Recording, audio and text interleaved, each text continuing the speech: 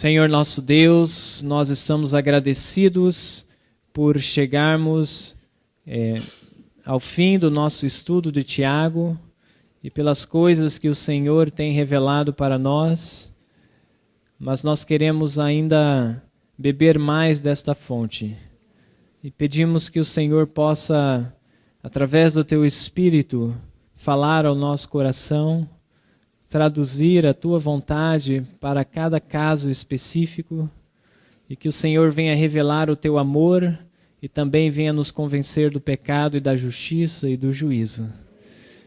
Peço que o Senhor venha abençoar o nosso estudo, que venha nos guiar a cada ponto. É a nossa oração. Em nome de Jesus. Amém. Ok, uma pequena recapitulação. No capítulo 1 de Tiago, nós estudamos sobre a perfeição cristã, o amadurecimento do caráter, que não necessariamente significa ter a perfeição absoluta de Deus, mas sim atingirmos o caráter moral de Jesus quando ele viveu nessa terra como um homem, né? Para podermos viver sem um intercessor no tempo de angústia. O capítulo 2 nos ensinou a ter a fé de Jesus. E nós não podemos ter a fé de Jesus se nós fizermos acepção de pessoas, discriminarmos pessoas, desprezarmos pessoas, seja pela sua classe social, a sua cor, a forma que ela pensa, ou qualquer outra motivação, nós não podemos fazer acepção de pessoas. O capítulo 3 nos ensina como não ter uma língua enganosa. Nós vemos que uma língua enganosa vai muito mais além do que simplesmente proferir mentira, né? Mas, na verdade, é enganar a nós mesmos quando achamos que está tudo bem, quando nós estamos bendizendo a Deus e, ao mesmo tempo, falando mal dos nossos irmãos. Agora o capítulo 4, ele continua a dar pontos práticos, é o que nós conhecemos ou chamamos na palavra de Deus de piedade prática. Vamos ler o verso 1, vamos fazer um estudo contextual. Gostaria que os irmãos observassem os métodos de interpretação que não são difíceis, basta nós analisarmos, meditarmos, reparar, ler, reler, questionar por que está falando isso, e aí Deus ele vai ampliando e vai dando o sentido contextual dos versos. Tiago capítulo 4, o verso 1 diz assim: de onde vêm as guerras e pelejas entre quem? Entre vós. Quem é este vós? Interpreta para mim este vós. Ok, lembra das tribos, das 12 tribos que estão dispersas? Okay, está se referindo ao povo de Deus. Se existe guerras e pelejas entre o povo de Deus, qual seria a razão? É importante nós entendermos a quem ele está se referindo. Quem é o vós? Ele está falando dos ímpios que guerreiam e pelejam, ou ele está falando dos crentes que ainda não estão maduros na fé e existe o que entre eles? Guerras e pelejas, conflitos. E aí ele vai dizer de onde vêm essas guerras e pelejas entre os membros da igreja. Porventura, não vem disto a saber dos vossos, qual é a próxima palavra? Deleites. Nós vamos ver o que seriam esses deleites. O próprio contexto vai revelar no verso 2, mas não vamos entrar agora no verso 2. Eu gostaria de trazer um verso a mais para acrescentar ao nosso estudo de Tiago. Vamos a Provérbios capítulo 10, rapidamente, mantenha a sua Bíblia marcada em Tiago. E vamos a Provérbios capítulo 10 e o verso 12, ok? Provérbios capítulo 10. E o verso 12, quando chegarem lá, digam amém. Ok, veja só o que é que suscita peleja ou contenda ou guerra entre irmãos, para nós discernirmos o que seria aquele deleite que está no coração dos membros da igreja. O ódio excita, o que o ódio excita? Contendas, mas o amor cobre todos os pecados. Vamos voltar a Tiago capítulo 4, verso 1. O que seria então esses deleites que está suscitando contenda entre a igreja que Tiago está escrevendo? Ódio. sentimento de ódio, de amargura, né? Olha só, dos vossos deleites que nos vossos membros guerreiam. O próximo verso vai ampliar o que seriam esses deleites, que vai confirmar o que o livro de Provérbios nos disse, que é o ódio que suscita aquelas guerras e pelejas. Diz assim no verso 2: cobiçais, ou seja, desejais o que o outro tem, a influência do outro, a posição do outro, o cargo do outro. Cobiçais e nada tendes. Matais e sois invejosos. Nós sabemos que o ódio, aquele que odeia o seu irmão, cometeu o quê? Homicídio. Então nós vemos que realmente esses deleites é o ódio, é a inveja, é a cobiça. E aí continua dizendo, e nada podeis alcançar. O que seria esse nada podeis alcançar? Vocês têm inveja, têm cobiça, têm raiva um do outro, mas nada podeis alcançar. O que seria isso? Está falando do desenvolvimento espiritual. Não existe progresso espiritual. Nada podeis alcançar. Enquanto nós estivermos na igreja de Deus, cheio de ódio, cheio de contendas, cheio de cobiça, cheio de amargura, cheio de inveja, nós não poderemos alcançar nada, espiritualmente falando. Vamos continuar a ler o verso 2. Ele continua a falar, veja só que ele não mudou de assunto, você tem que manter o contexto. Quais seriam as próximas palavras, as duas próximas palavras? Combateis e guerreais. Ele não está falando ainda das contendas e dos deleites que provocam as contendas. Combateis e guerreais e nada tendes, não alcança desenvolvimento espiritual. Porque não pedis o que no contexto? O que eles deveriam alcançar que eles não estão alcançando? O que eles deveriam ter que eles não estão tendo? As bênçãos espirituais, o desenvolvimento espiritual. E aí o verso 3 diz, pedis. Mas será que eles estão pedindo a coisa certa? Ou com a motivação certa? Pedis e não recebeis, porque pedis mal para o gastardes em vossos, olha a palavra lá de novo do verso 1, nos vossos deleites. Você pede, mas é para satisfazer o seu orgulho, a sua inveja, a sua cobiça.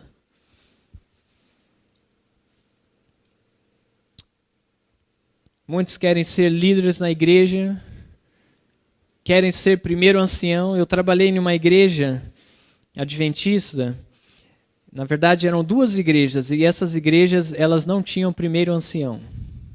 O pastor instituiu que na igreja não existe primeiro ancião, só existe ancião. Para que não haja o que no coração dos membros? Para que eles não sejam tentados a quê? A se achar melhor um do que o outro. A cobiçar um cargo mais importante do que o outro. A se sentir o dono da igreja de Deus. Eram todos iguais. É claro que cada mês cada um tinha a sua responsabilidade, mas não tinha primeiro ancião. Era tudo ancião.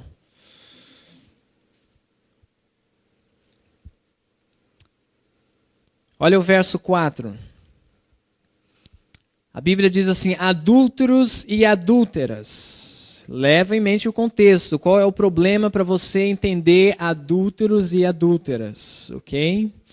Nós estamos falando de debates e contendas motivadas pelo ódio, pela cobiça e a inveja. Adúlteros e adúlteras, não sabeis vós que a amizade do mundo é inimizade contra Deus? Interpreta para mim a palavra mundo aí. Ok? Seja mais específico no contexto. Qual seria esse pecado? Ok, as contendas, os deleites, a cobiça, o ódio. Veja comigo, se isso não está claro, vamos acrescentar um verso a mais no nosso estudo de Tiago. Vai comigo em 1 João, capítulo 2. Ali João ele vai definir o que seria o mundo. Geralmente nós imaginamos que o mundo são as festas, as drogas e essas coisas que realmente, né, é também o mundo, mas a Bíblia é um pouco mais específica em definir o que seria o mundo. 1 João capítulo 2, no verso 15, diz assim, não ameis o mundo, nem o que no mundo há. Se alguém ama o mundo, o amor do Pai não está nele. Porque tudo que há no mundo, a concupiscência da carne, isso aí já envolve a cobiça, né? A concupiscência dos olhos e a soberba da vida não é do Pai, mas é do mundo. Então o mundo está se tratando da concupiscência da carne, dos olhos e a soberba, ou seja, o orgulho, a cobiça, a inveja e o ódio.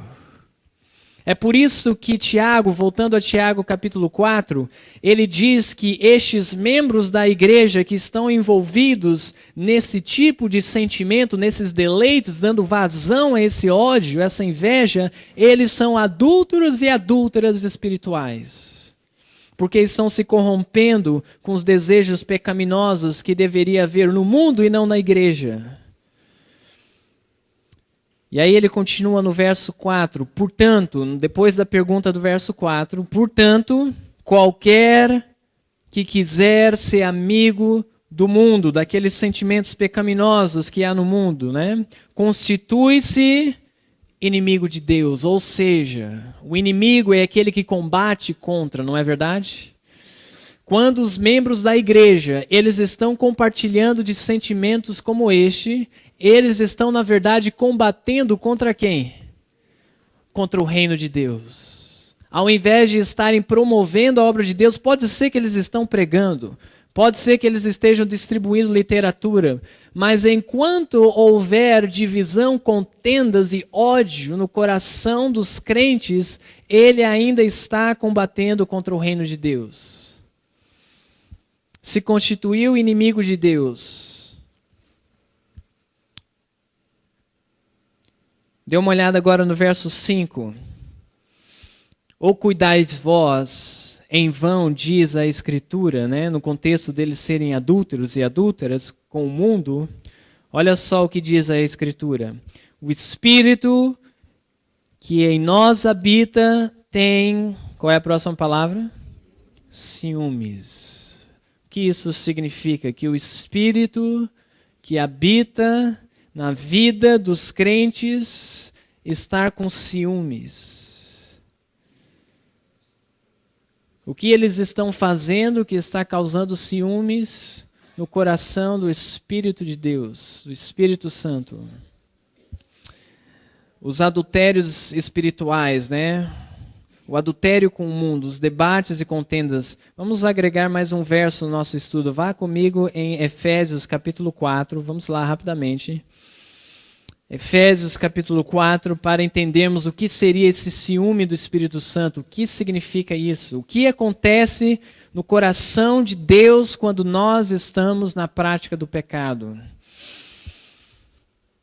Diz assim no verso 31 do capítulo 4 de Efésios, Efésios 4, verso 31. Perdão, na verdade é o verso 30. E não... Qual é a próxima palavra? Entristeçais o Espírito Santo de Deus, no qual estáis selados para o dia da redenção. Causar ciúme no coração do Espírito de Deus é causar tristeza no coração do Espírito de Deus. E que pecado causa tristeza no coração do Espírito de Deus? Veja o verso 31 de Efésios, capítulo 4, verso 31. Toda amargura e ira e cólera e gritaria e blasfêmia e toda malícia sejam tirados dentre vós. É isso que causa ciúme e tristeza no coração do Espírito Santo. E nós sabemos que, eventualmente, se persistirmos em adultério espiritual, nós endureceremos o nosso coração contra o Espírito de Deus. Dê uma olhada agora no verso 6 de Tiago, capítulo 4. Tiago, capítulo 4 e o verso 6. Interpreta para mim quando a Bíblia diz assim: antes ele. Quem é ele? O Espírito de Deus, o Espírito Santo. Antes ele dá maior graça. Lembra que a Bíblia diz: onde abundou o pecado, superabundou a graça. Onde está abundando o pecado? Entre vós, através das contendas e debates, e guerras e pelejas. Então ele diz assim no verso 6, Antes, o Espírito Santo dá maior graça. Portanto, diz, Deus resiste aos soberbos, mas dá graça aos humildes. Como é que eles deveriam se aproximar do Espírito de Deus? Com o coração quebrantado, com humildade, para vencer a soberba, a cobiça e a inveja. Para que não haja mais peleja entre os crentes. Verso 7. Sujeitai-vos, pois, a Deus. Como é que nós sujeitamos a Deus? De acordo com o verso 6, vindo a Ele com um coração contrito, com humildade. De que forma mais sujeitamos a Deus? O verso 7 diz, resisti ao diabo e ele fugirá de vós. Olha só o que diz Tiago, capítulo 1 e o verso 12. Retrocede comigo no capítulo 1 de Tiago, verso 12. Lá nós lemos que nós devemos fazer o que com o diabo? Resistir o diabo. Olha só o que Tiago 1,12 diz o que nós temos que resistir. Bem-aventurado o homem que suporta a tentação, porque quando for provado, receberá a coroa da vida. O que é que nós devemos resistir ou suportar? A tentação. Portanto, a tentação provém de quem? Do diabo. Porque em Tiago capítulo 4 pede para resistirmos ao diabo, e no capítulo 1 para resistirmos à tentação. Agora eu quero que você interpreta para mim, contextualmente, o que significa diabo no capítulo 4 e o verso 7. Nós sabemos que é Satanás, é Lúcifer, mas está dentro de um contexto. O que significa resistir ao diabo?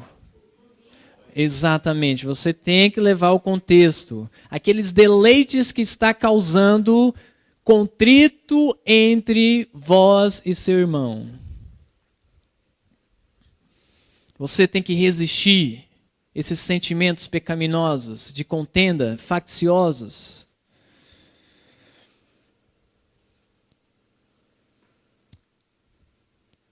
Verso 8 do capítulo 4 de Tiago. Chegai-vos a Deus, e Ele se chegará a vós. Alimpai as mãos, pecadores, e vós de duplo ânimo, purificai os corações. Como é que nós poderíamos nos chegar a Deus? Nós já vimos aqui, né, através da purificação das mãos e corações, vamos ampliar isso daqui a pouco. Mas eu gostaria de complementar com duas passagens do Espírito de Profecia que vai explorar isso de resistir o diabo, chegar a Deus. Diz assim, no livro Fé e Obras, página 17, quanto cremos de coração, chegai-vos a Deus, a mesma linguagem de Tiago 4, verso 8. E Ele se chegará a vós outros. Isso significa estar de que forma? Muito com o Senhor em oração, é claro, com coração contrito e humilde, não com soberba e justiça própria. É assim que nós nos chegamos a Deus, desenvolvendo uma vida de oração. Uma outra passagem nos ensinando a como nos achegar a Deus, diz assim, diante dessas passagens, é evidente que não é a vontade de Deus que sejais receosos e aflijais vossa alma com medo que Deus não vos aceite, porque a condição da igreja é de estar em adultério espiritual. Nós não devemos temer que Deus não vai nos aceitar por estarmos nessa condição, porque sois pecaminosos e indignos. Chegai-vos a Deus e Ele se chegará a vós. Apresentai vosso caso diante dele, implorando os méritos do sangue derramado por vós na cruz do Calvário. Continuando a passagem, Satanás vos acusará de ser grandes pecadores, e precisais admitir isto, mas podeis dizer, sei que sou um pecador, e é por essa razão que necessito de um Salvador. É claro que quando nós nos achegamos a Deus, assim como nós estamos, cheio do nosso ódio, das nossas contendas, dos nossos debates, somos pecadores e Satanás vai acusar que nós não merecemos nos aproximar de Deus, mas ainda assim devemos nos aproximar de Deus, confiando que Ele pode ser o nosso Salvador. Ele pode nos perdoar e nos livrar destes pecados. Vamos voltar a Tiago capítulo 4, o verso 8. Ele também diz assim, ensinando de forma prática como se achegar a Deus. Chegai-vos a Deus, não simplesmente chegar a Deus por chegar, né?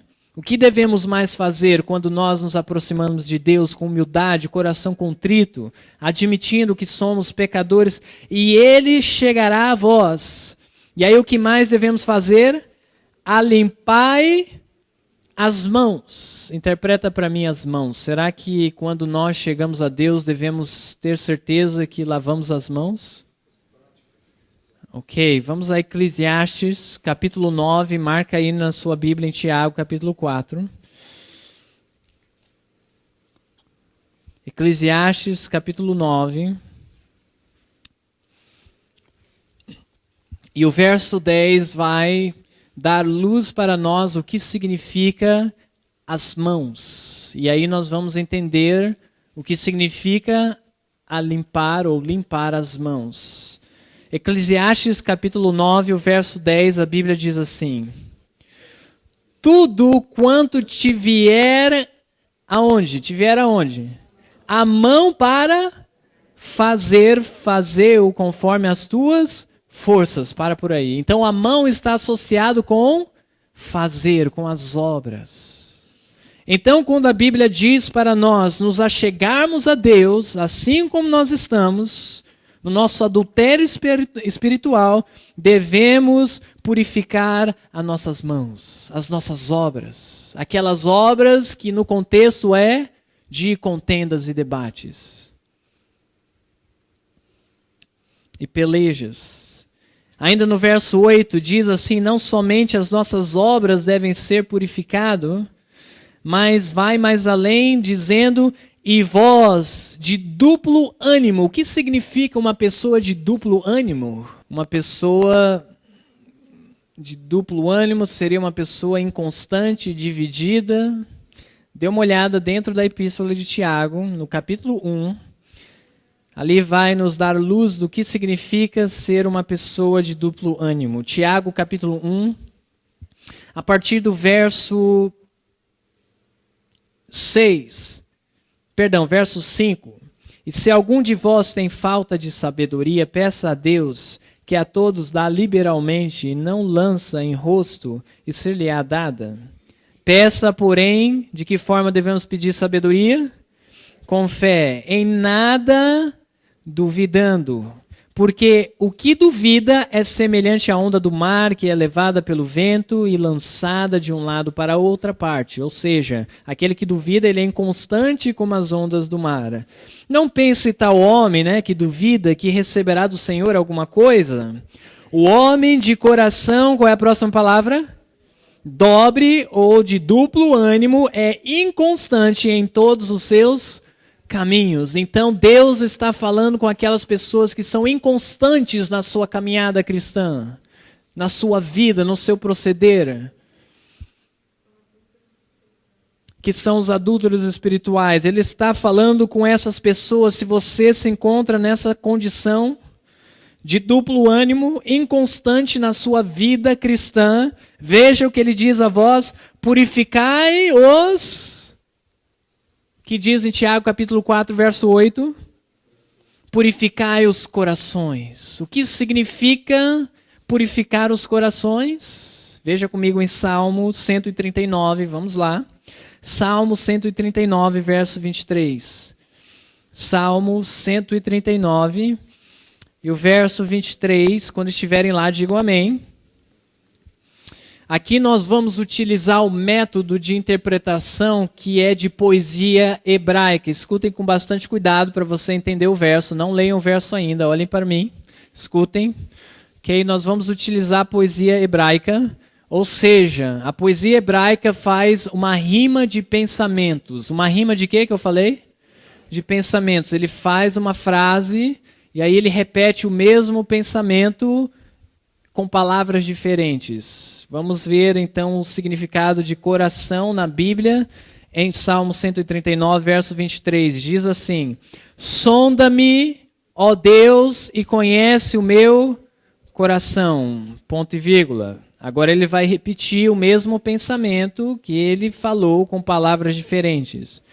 Prova-me, que seria equivalente a sonda-me, e conhece os meus pensamentos, que seria equivalente ao quê?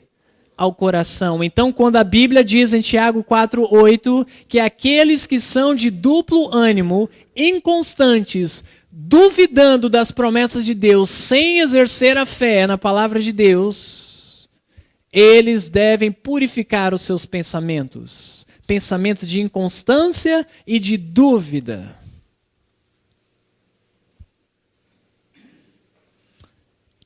Capítulo 4, verso 9 de Tiago diz assim. Não, ainda vamos ampliar aqui no verso 8. Então nós vemos que devemos limpar as mãos e purificar o coração, ok? Mãos e coração devem ser purificados, limpos. Veja comigo em Salmo 24 agora. O que a Bíblia tem a dizer sobre os 144 mil? Salmo 24, ao referir-se da última geração. Vamos ver o que ela tem a dizer em Salmo 24.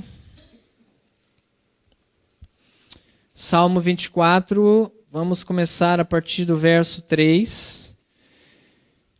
Se você conhece a linguagem, você vai ver que está se referindo aos 144 mil, que diz assim a Bíblia no verso 3. Quem subirá ao monte do Senhor, ou quem estará no seu lugar santo? Lembra de Apocalipse 14, verso 1, que os 144 mil estavam no monte Sião, com o Cordeiro.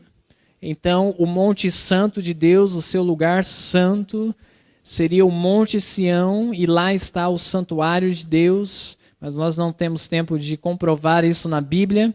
Mas essa é a pergunta: quem estará lá no lugar santo do Senhor, no Monte Santo? E aí vem a resposta: aquele que é limpo de mãos e puro de coração ou pensamentos, que não entrega sua alma à vaidade, nem jura enganosamente. Então nós vemos que realmente Tiago está dando instrução para a preparação daqueles que estarão com o Cordeiro no Monte Sião, 144 mil.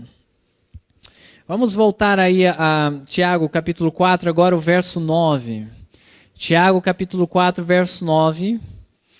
A Bíblia diz assim: senti as vossas misérias. As misérias é a condição espiritual que ele se encontra, né? As contendas, as guerras, pelejas, os deleites pecaminosos, o adultério espiritual com o mundo. Senti as vossas misérias e lamentai, e fazei o que mais? Chorai, converta-se o vosso riso em pranto e o vosso gozo em tristeza. Você sabe o que ele está fazendo aqui, Tiago? Pedindo que a igreja sinta a sua miséria, reconheça a sua miséria, que eles lamentem e chorem, arrependimento genuíno, que eles se convertam daquela condição medíocre espiritual que eles estão vivendo. Sabe o que Tiago está fazendo aqui? Ele está nos ensinando a vencer aqueles pecados arraigados no nosso caráter.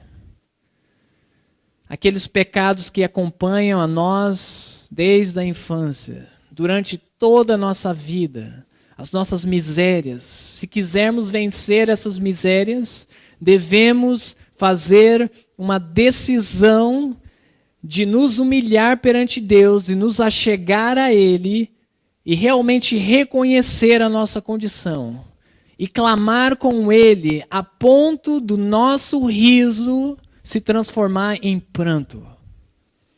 Chorai pelas vossas misérias, senti,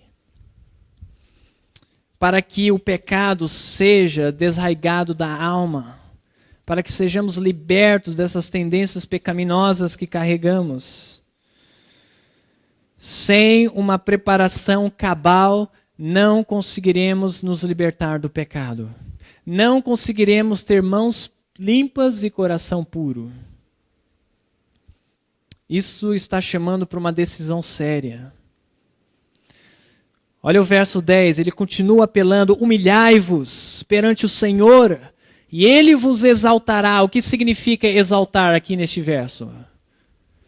Triunfar contra Satanás, vencer o pecado. Lembra? Resistir o diabo, a batalha está contra você e o diabo, as tentações do mundo, os deleites. Se humilhe ao Senhor e Ele vos exaltará, Ele vos dará a vitória. Irmãos, vocês têm que assimilar essas palavras, está nos ensinando a como obtermos vitória sobre o pecado. Nos humilhando na presença de Deus.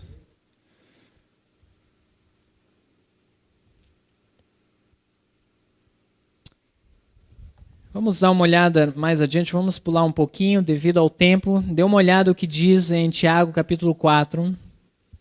Verso 13 vai nos alertar de outros perigos do mundo, além dos deleites que nos leva a contendas e debates, como o ódio, mas vai ampliar um pouco o que seria essa cobiça que está no coração de muitos dos crentes, que eles devem se libertar para ser salvos.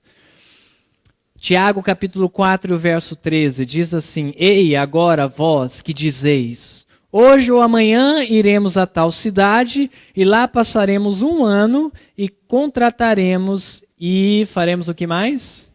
Ganharemos. Então aqui está falando de pessoas empreendedoras que estão visando adquirir bens materiais e muito dinheiro. Muito bem, e o que mais que eles fazem?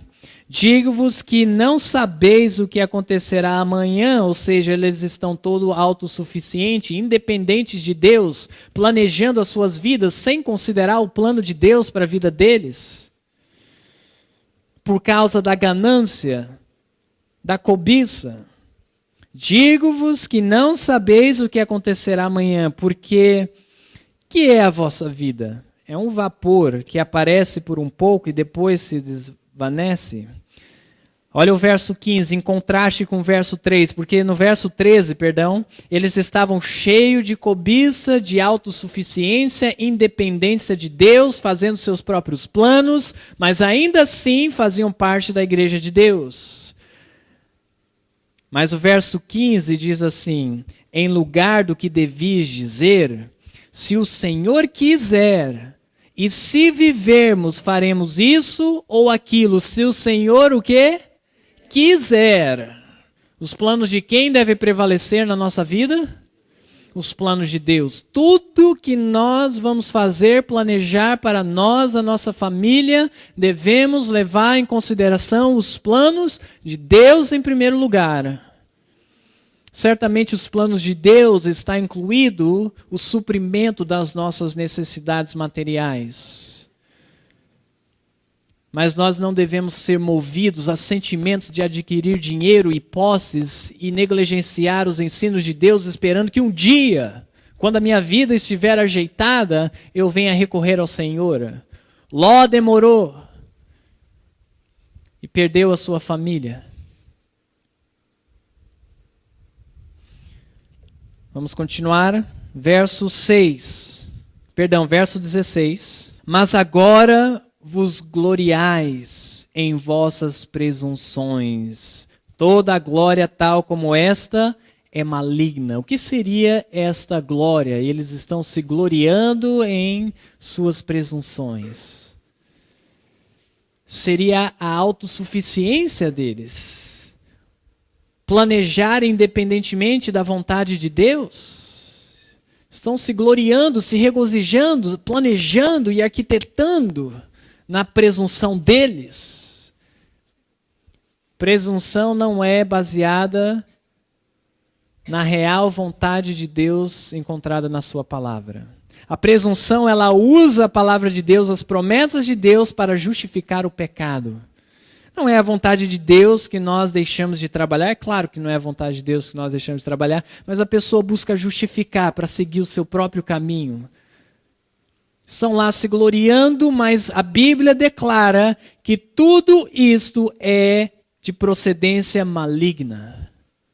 Aí ele diz no verso 17, aquele, pois, que sabe fazer o bem e não faz, comete pecado. Interpreta para mim o que é saber fazer o bem e cometer pecado no verso 17.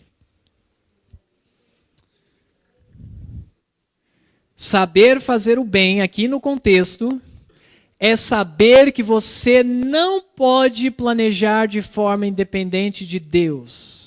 Que você não pode planejar de acordo com a sua cobiça. Você sabe que deveria ser assim.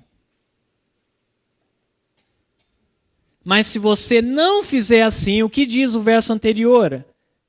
O verso 16, dê uma olhada no final do verso 16. É uma prática maligna. E aí ele diz no verso 17, aquele pois que sabe fazer o bem e não faz, ou seja, segue os seus próprios planos, independentes de Deus, para adquirir posses materiais, comete pecado.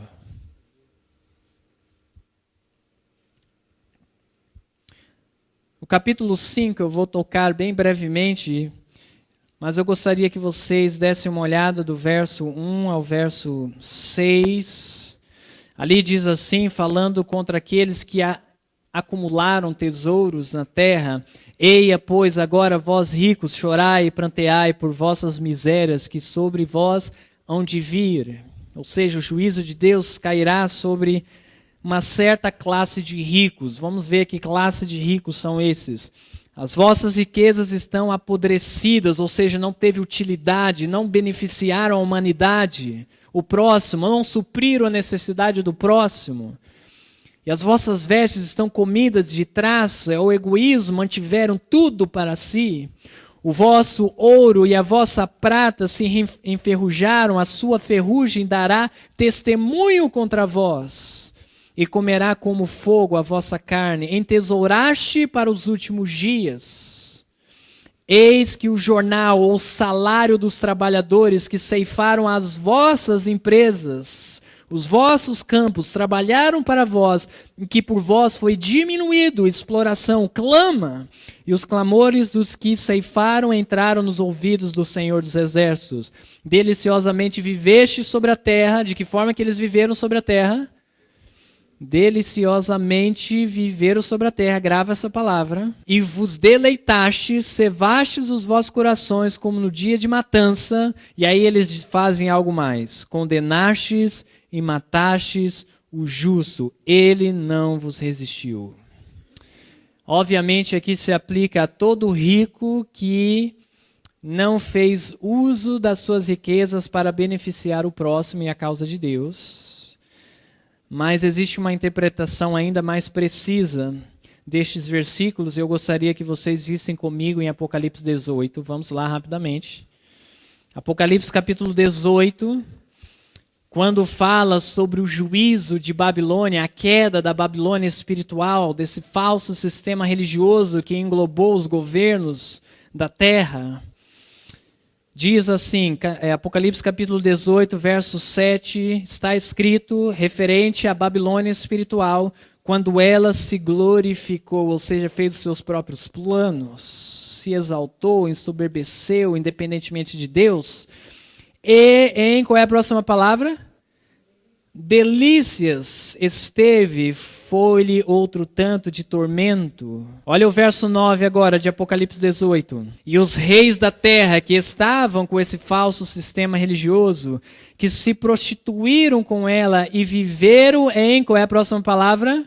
Delícias a chorarão e sobre ela prantearão quando virem a fumaça do seu incêndio.